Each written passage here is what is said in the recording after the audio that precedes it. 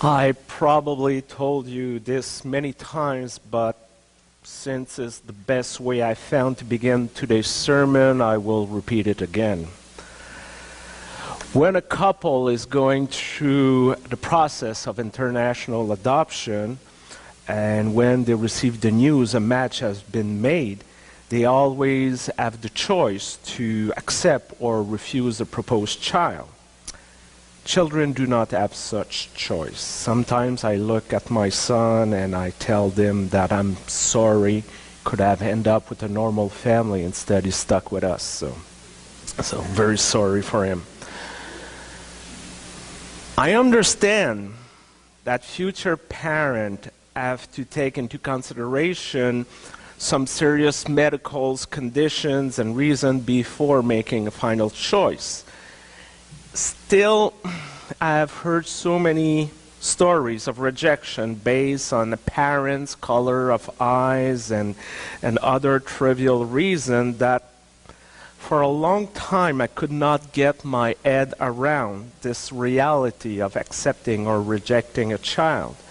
When we received the picture of our son, for me the bond was already established, and the only question left was, when can we leave? And last week, in the newspaper, there were a series of articles on what they were calling failed adoptions. And one of the story I read was very troubling. It was about this couple who decided to go to Russia to adopt a child with a Canadian agency. And they eventually receive a match for 3-year-old twin boys. The medical record was not very good, but the agency told them that Russian orphanage always make it worse because the authorities do not let healthy babies and child being adopted by foreigners. So, and the agency told them that in fact these boys were happy and all behave and everything was fine. So the reassured couple went to get their new children, and once they came back, they discovered the awful truth.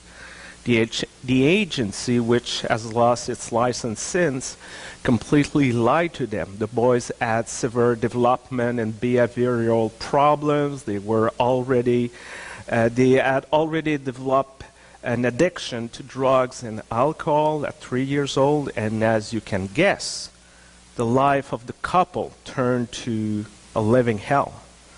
They lost friends and family support because they were unable to raise their children properly, and they were not committed enough, people were saying, and they were not loving them enough, and after years and years of sacrifice and trauma, they turned to the Children's Aid Society, and people still perceive them as selfish individuals who should have thought it a little more about it before committing to those children.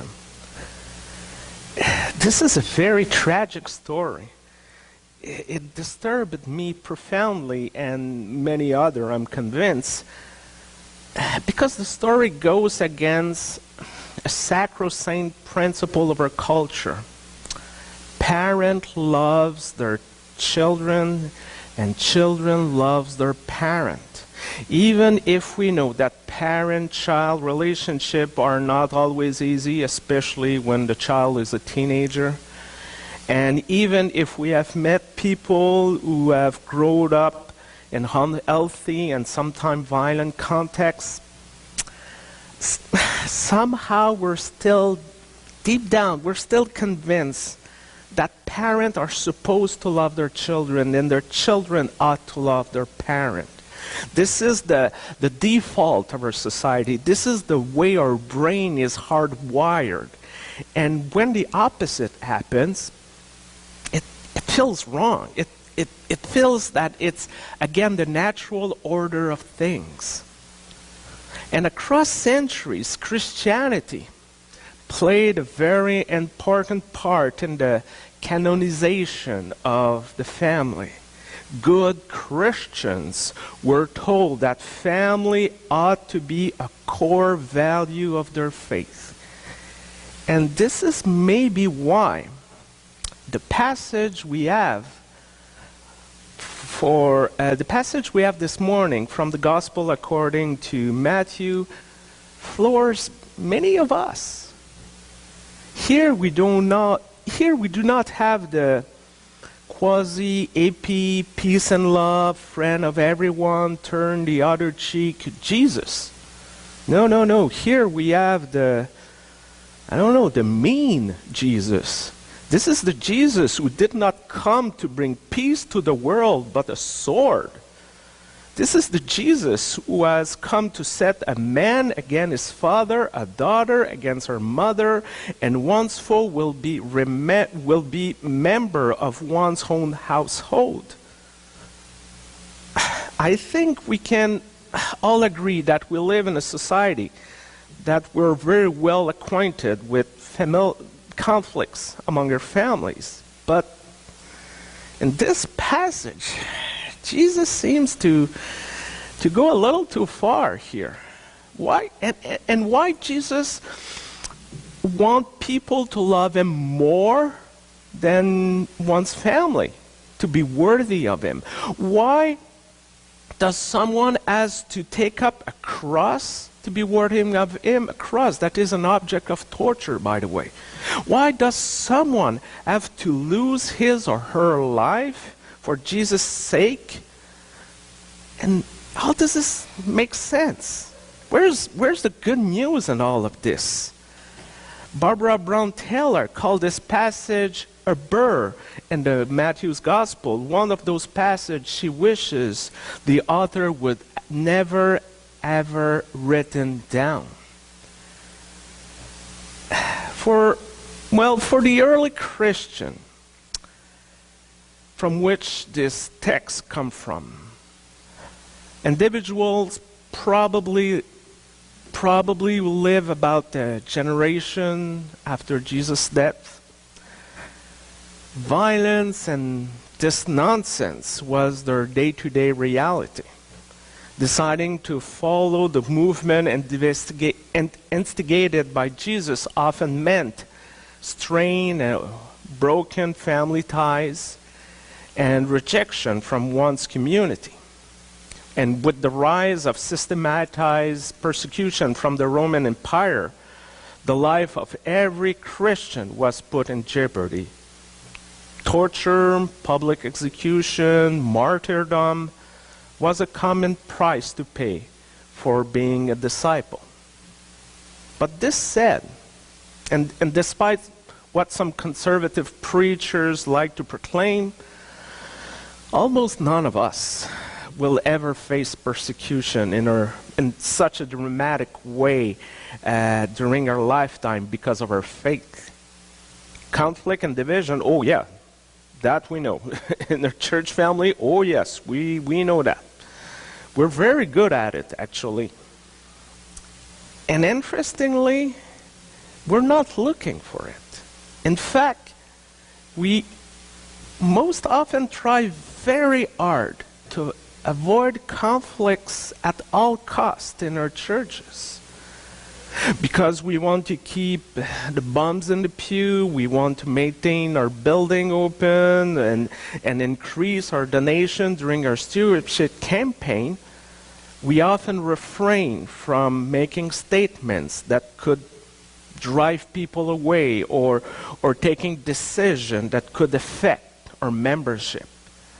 Sometimes we run away from choices that could ruffle some feathers. Sometimes we just afraid that someone could complain if the slightest change is implemented. We prefer to walk in the middle of the road where it's comfortable and easy, and to set aside everything that could be perceived as contentious. We even convince ourselves that we're good stewards of God's church by avoiding any conflict, remaining silent, or waiting that someone else would take action. When we are confronted to difficult dilemmas and challenging situations, too often we forget that doing nothing is a choice, which has consequences too. Too often we forget that the Bible is more than a collection of feel-good stories. Too often we forget that facing an easy topic is part of our call of being Christian. On many occasions, Jesus' words and action revealed in the Gospels were more challenging than uplifting. And over and again, he tried to give life to his disciple, to the crowd, to his audience, by provoking them out of their dogmatic and way of doing things. He defied and challenged the accepted religious authorities of his time. So for many, Jesus was nothing more than a troublemaker, actually. And when we truly listen to Jesus' words and teachings, they often sound countercultural, counterintuitive. He seems to go against the conventional wisdom and human experience. If one wants to find life, he or she should not give it up by taking a cross. When a community wants to grow in number, it should not start a family feud. That's what we expect. That's what seems to be the wise decision. And yet, we are told to go all the way for the sake of what is right, what is just. We're not called to keep our faith private and to live in such a way that no one will ever notice us in our society. Because when we are confronted with injustice, suffering, and other evils of our world, being silent is nothing less than lacking compassion for fellow human beings, and playing it safe is often denying Jesus' message.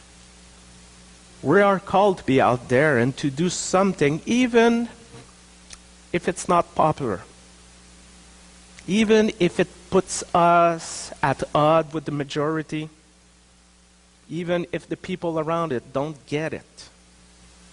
No wonder that the Bible keeps telling us to not be afraid, because anxiety sinks us into a quest for security. And as Marcus Borg says, anxiety, self-concern, and blindness often goes together. We need to be a people who are able to take a stand.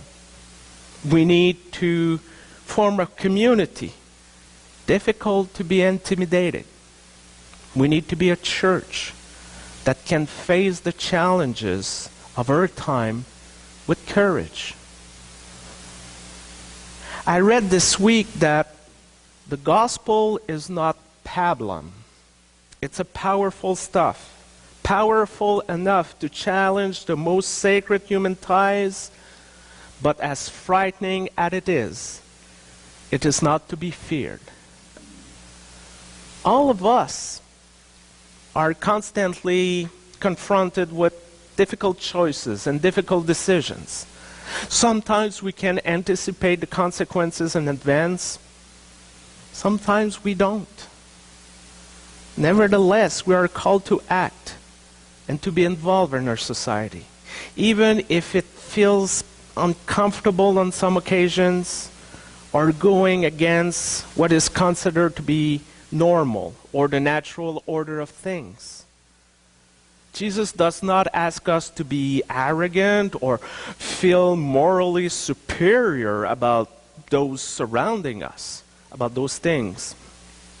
We're simply invited to be courageous to make the choice to care, to take a stand, even if it's unpopular, to do all those things so we can find a new life, a new meaning, a new force for us. Amen.